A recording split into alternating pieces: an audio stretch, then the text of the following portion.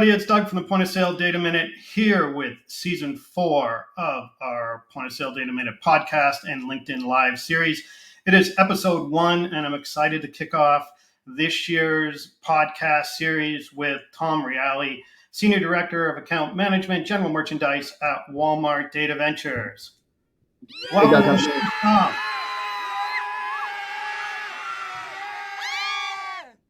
Nice. Everyone gets a good cheer on the way in. Thanks for joining me today. I really appreciate you carving some time out in our schedule. Thanks, Doug. I appreciate you having me. Right. Well, we are here today. We're going to talk a little bit about Walmart Luminate. We're going to dig into some of the details. I talk to suppliers, as you know, every week across North America. Luminate is on the tip of their tongue. So I want to hear a little bit more about that over the next 15, 20 minutes. I think that'll be a fun conversation that we'll be able to pique a lot of interest in from our listeners. And let's start, though, with why don't you tell me a little bit about your background, how you landed at Walmart Data Ventures, and what you've been up to the last couple of years. Excellent. Yeah, Tom Reali here. So, before I started at the Data Ventures company with Walmart, I spent the previous about 18 years in the retail industry, pretty much all in general merchandise, health and beauty, and private brands as a merchant. From the starting point up to leading a team within the general merchandise space. So I come from a merchant background in my mind. I think like a merchant. I like to tell the people I work with and the suppliers, and I just really enjoyed that pace, right? I enjoyed the opportunities of buying and selling it and making sure the customer knew, what they were getting was good quality product, et cetera. So that's kind of how I've been doing my job the last, I said like 15, 16 years. So, and before that, I spent 5 years in data. So I came into the data world out of college, crunching numbers, trying to figure out what it is that I wanted to do in my life. And I quickly jumped over to retail and kind of found my groove a little bit. And that kind of led me here, right? That led me to the Data Ventures company. In December of 21, I had a great opportunity to meet with 3 amazing folks, Nicole Reiner, Josh Alper, and Mark Hardy. And it was like, hey, this makes sense, right? Timing was right. It kind of worked out well, taking a different lens, a different approach to the job was not just the merchant side of it, but really how you got to this point through data was a whole new eye-opening for me in my experience. So these past 2 years plus have been phenomenal, right? In terms of working with the company, working with people across all the different platforms that we have, and seeing, for me, it was like, when I'm a merchant in that world of retail, it's like, hey, you get the data, someone's handing it to you. You don't know the work that goes on behind the scenes. And I'm much more empathetic when I ask for something of, hey, how come I just can't get this?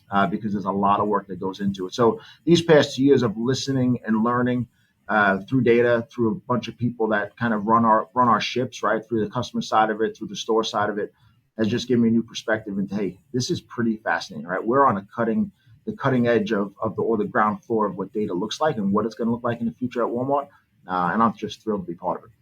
Yeah, that's awesome. Look, I think you landed in a great spot. I met some of your colleagues. Everyone has been fantastic and is excited about the Luminate program and not just Luminate, but everything that's going on at Walmart Data Ventures. So again, thanks for your time today. That's a great merge of your multiple kind of knowledge sets into one. So I think you've landed in an awesome spot. Appreciate it. Let's talk just high-level overview of Luminate. What's your kind of elevator pitch? What do you say? What do you say to people when you first meet them? How long's a ride, Doug? How many floors I got? 2 or 10? It's 2 different conversations. But listen, the Walmart Luminate platform, when you look at it, we like to say it's three legs of a stool or 3-headed monster, however you want to play it. But we deal with a customer level lens at the middle and the center of the entire conversation, right? So we have shopper behavior piece, we have a customer perception, which talks directly to the consumer through survey, which is one of my favorite areas of business, because in GM, you always want to know why you chose to purchase a general merchandise product.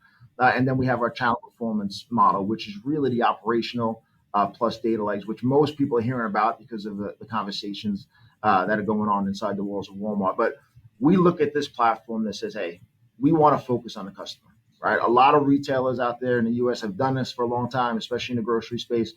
It was kind of our turn to really look at a lens through the customer's eyes. Hey, what is it that we're buying? Why are we buying it? How do we become more efficient? And we're looking for supplier partners to really drive that conversation through data to land on the merchant's desk who also has access to that data, and just have a healthy conversation about category growth, efficiencies in operations, efficiencies on the supplier side as well, and just try to improve the business going forward. Yeah. I mean, I think it's a whole new level of access to some really critical data sets, right? That can Absolutely. unlock it can unlock a lot of potential for the general merchandise supplier. I mean, there's just so much there. What do you what do you think is next for them? What you alluded to some of the key things that you like in there. What else would you go down that Well, way? if I look at it from the GM, so I handle general merchandise and fashion side of it, apparel side of it. This opens up data, right? So if I use some of my experience, getting data was, hey, you received it, right? It was big level data, it was conversation points, but it wasn't really down to the customer level, right? So if you're on this platform where you have access to all three models, it's going to bring new levels of data that you never had access to, right? Ever inside Walmart. I mean, when I started, I was like, I can't believe you're not doing this because I'm like, this is this is what we should be doing. If you become on this platform, right, and you start the discussion with the merchant, right, you could just start to pinpoint store opportunities from a customer's lens. You can look at conversion opportunities at the customer lens. If you feel you're good at 10%, what does 12% look like? And then where does 12% get me, right? Which stores, which regions, which markets? And then if I have issues with inventory, how do I start to look at the conversation about, hey, listen, I need to expand my digital footprint. What does that look like? Where do I find it? Where are the opportunities by store? Having that much data at your fingertips is overwhelming, right? We all know it. If you've been in data for any longer than 10 minutes, you know that there's a lot of data at you. But if you have a great group of people that are listening and supporting, which is what we do in account management, to really drive that conversation forward, there is so much that's going to support any size suppliers discussion with the Walmart merchants, and that's just from what I've been seeing these last couple of years. It's changing the game as we go forward, 100%. Yeah.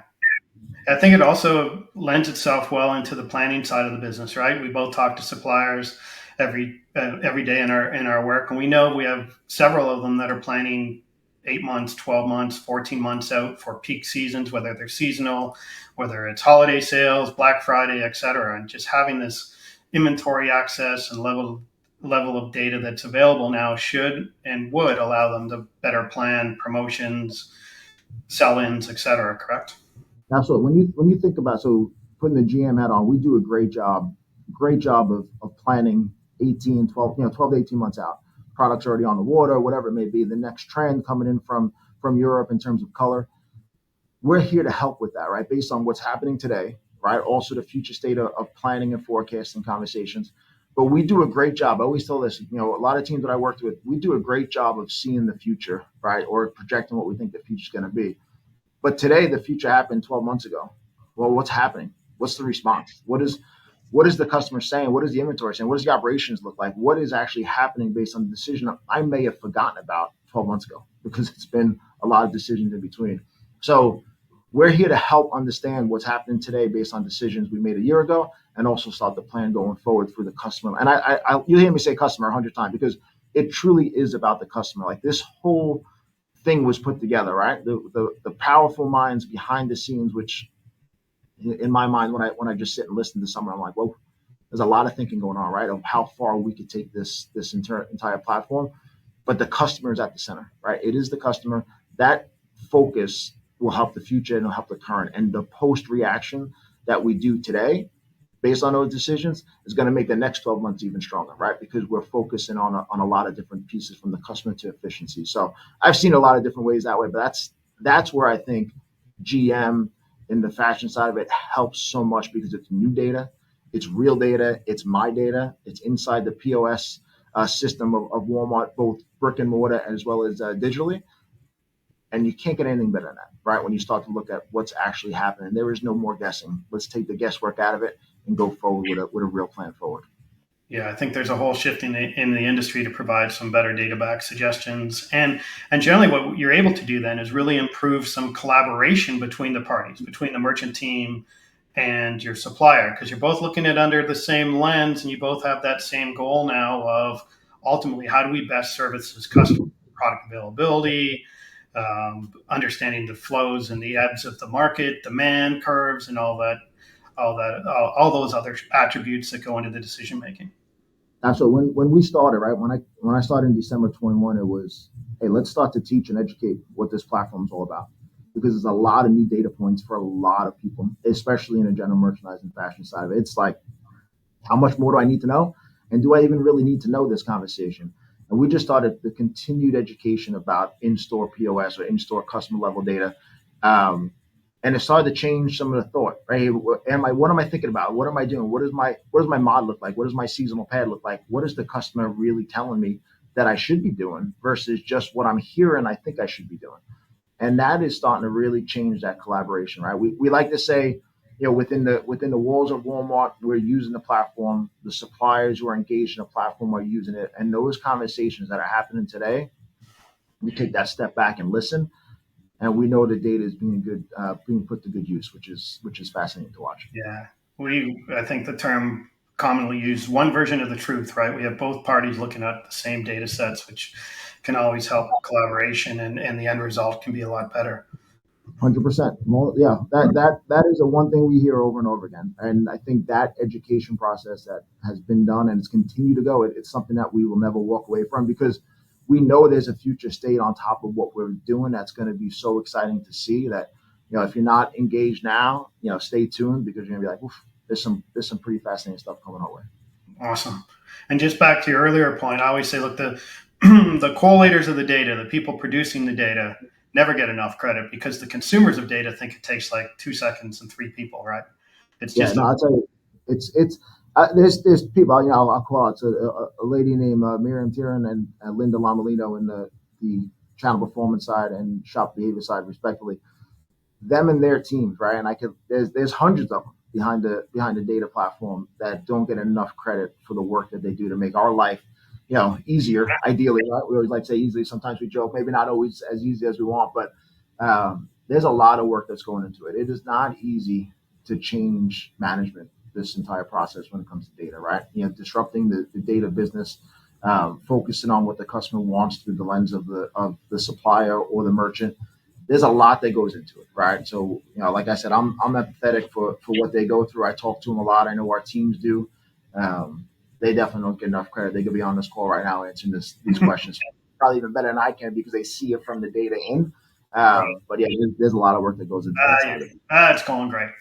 Like, I want to just ask this question. I want to make sure we get it in the time we've allotted today. It's the number one question I get. So I talked to several Walmart suppliers. I call them the long end of the tail. So they're the 20% of your supplier or 80% of your suppliers that might be giving you, 20% of your business. They got 10 SKUs, they got 8, they got 6, they have a dozen, whatever the number is.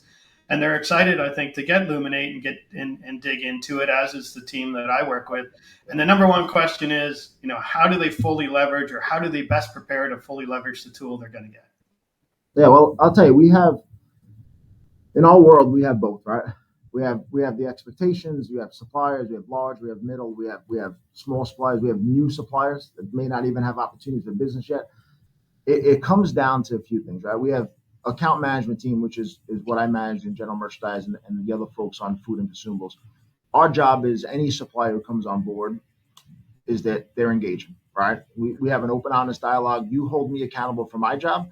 I'm going to hold you accountable for you being engaged with the platform. You're not going to always get wins, but you need to be engaged. If you're not engaged, if you're not trying to learn it, right, you need to learn it, right? Because it's not as easy just to open up and all my information's there. So we challenge the all suppliers, right? It doesn't matter to get engaged with the platform, right? Because this data for the long tail, we like to say, is so valuable because if their business is within the walls of Walmart small, other retailers could be huge, but they're going to see data they never had access to before. And I think when you start to, as a supplier, start to visualize that, and we've had some conversations with suppliers in that space already. Some of the things we hear back is this gives me so much information that I could change the way I go to business, right? If I didn't have this, I would not have been able to make that decision. I would not be able to get into this conversations about whether it's a line review, whatever it may be. It opens up a dialogue for suppliers that may be relying on elsewhere to get data, but now you can rely on inside the actual POS world through a customer lens to get the information that you need, right? And that changes the conversation. And then we challenge, right? If you have a team, you have one, if you're using third party, whatever it may be that you're doing, we work with you to make sure that you're driving efficiencies through the platform and using it. Without it, you're not going to say yes the first time. You're definitely not going to say yes the second time. Right. Well, it certainly puts Walmart at the forefront of data analytics to suppliers. There's nobody else out there that I'm aware of anyway. Work with probably 50 different supplier sets of data every week. that has the added value that and data sets that are available in the Luminate product. Yeah, I'll tell you and I've seen it from the old loyalty card world, right? The grocery space. Loyalty card world is great, right? You get the customer, you get the card, you get discounts. It's a beautiful thing. It works. It works. But when you start to overlay not just one piece of data, but then a second, which is in channel, and then a third, which is customer perception, that asking the question directly to the customers within the walls of Walmart. And then we have a whole bunch of other things that we're thinking about, right? How deep can we go? How far back can we start? You know, there's an obsession, and I don't think I had it when I started. I was like, yeah, this is pretty cool. But now it's like what my brain is starting to just overdrive, thinking of what else can we get to? What other data points are touching the wall of Walmart, or touching the parking lot of Walmart? What is happening? Right? How many customers are driving past? What can we really get after to get more data in the hands of our suppliers? Because that is really what's going to change not just today but the future, right? And I think that evolution is happening already. Um, and it definitely separates yourself from other areas of the business, no doubt about Yeah, I think look, both of us are in this tech space, and no one just sits at the side and goes, "Here's my product." It's one of the few businesses where you continually do evolve and iterate and bring new features and data sets and bring the importance of data analysis, but also the ease of getting insights out of that data. Continue to develop that so that you're driving value for the supplier and also for the retailer at the same time. Yeah, I'll say speed, right? Speed of data is so important because it's Monday today. What happened over this weekend? If I don't know until Thursday, did it matter? I mean, it's nice to talk about it, right? It's nice, hey, I had a great Sunday, or last week was pretty cool. But having information at your fingertips in pretty much near real time in some aspects, with D minus 1 day, that's going to be able to revolutionize an inventory conversation, right? It's going to tell you, hey, these 50 stores had the highest potential issues with first time pick rate. How my digital sales by store, by day, by item. I mean, the conversations start to change, right? And then the decisions start to change. And then the reactions start to move forward, right? And how do you keep everyone honest in the approach? When everyone, and I'm talking about everyone, merchants, operations, suppliers, our team, everyone out there is starting to look at the data the same way, it's faster and faster because now you're getting really confident, really comfortable with what's going on. And now decisions start to happen, right? And not every decision, but decisions start to happen. What can I do with it is always a question we hear. How fast can I react is another question we always hear. And we're saying as fast as you can find the data rather than wait to be told, because by the time you're told, you're probably in a penalty box, right? Probably. You're probably, if you're told something, that means you're probably not as performing where you want to be or you have an issue somewhere. But if you could bring that conversation to the merchant, within a day or Yeah, within a couple hours, it's pretty interesting. I always say you want to be on your front foot. If you're a supplier, you want to be on the front foot. If your merchant calls at 11 o'clock Monday morning, you want to know exactly what they want to talk about, and it's sitting in the data. Yeah, they know like they want to get more inventory in there faster. They want to know what's going on with the promotion. They want to know how you thought it performed. Did it meet expectations? And you need to be prepared for those conversations because when you are, conversation turns to gold. Absolutely. There's a saying, I coach sports with my kids. It's don't play on your heels, just play on your toes. All right. If you're playing on your front toes going forward, it's a better conversation than Yeah, absorbing the impact. And that's I what we're like trying to that. avoid. Yeah, I'm gonna steal that. All right. Only cost you 5%. That's all. Just No like that. problem. Hey, we're almost at the end here. I thought we wrap it up though, but before we do, um, final thoughts. Where do we go from here? Listen, if I look at like if I look at why I think I'm here in this space and why I'm probably more excited in the past year and a half than I was when I first started because I was learning, it's get on the wagon, right? It's thinking about the data. Just think customer first in everything that you do. What can I ask the consumer? Right? What do I want to know? Why did they buy it? Why they didn't buy it? Let's have an open, honest dialogue through data, focusing on the customer, right? And then focusing on the inventory, right? The path to purchase starts with the product being made, wherever it's being made, and then it hits the store, and then a customer picks it up, right? We all know that, and that's how it goes.